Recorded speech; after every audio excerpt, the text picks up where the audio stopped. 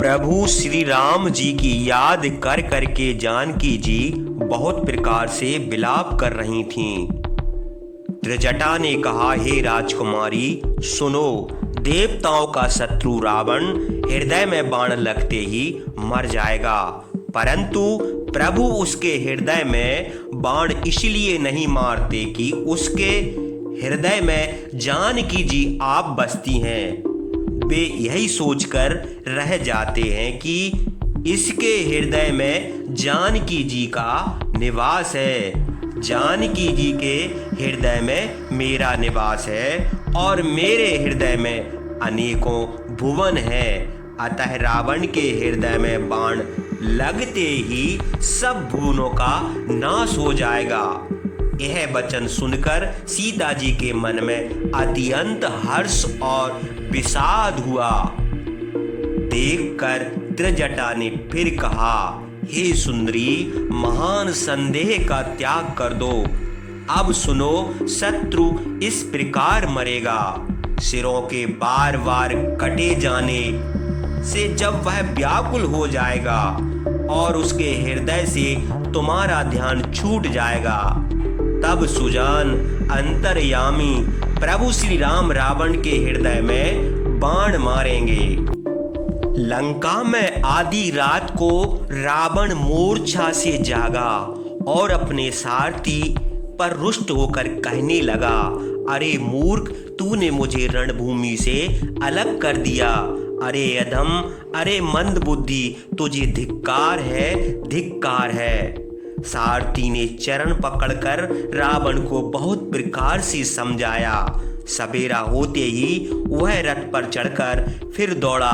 रावण का आना सुनकर वानरों की सेना में बड़ी खलबली मच गई। वानरों को बड़ा ही प्रबल देखकर रावण ने विचार किया और अंतर्ध्यान होकर क्षण भर में उसने माया फैलाई। जब प्रभु श्री राम ने वानरों को विचलित होते हुए देखा तो उन्होंने क्रोध करके एक ही बाण से निमेष मात्र में रावण की सारी माया हर ली। माया दूर हो जाने पर वानर भालू हर्षित हुए और वृक्ष तथा पर्वत ले लेकर सब लौट पड़े। श्री राम जी ने बाणों के समूह छोड़े, जिनसे रावण के हाथ पैर सिर फिर कट कट कर पृथ्वी पर गिर पड़े। श्री राम जी और रावण के युद्ध का चरित्र आदि सैकड़ों से सरस्वती वेद और कवि अनेक कल्पों तक गाते रहे तो भी उसका पार नहीं पा सकते।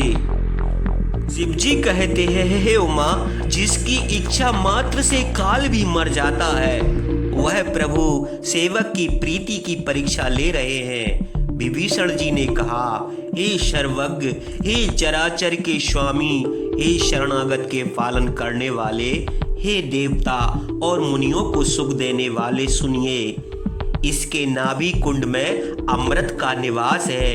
हे नाथ, रावण उसी के बल पर जीता है।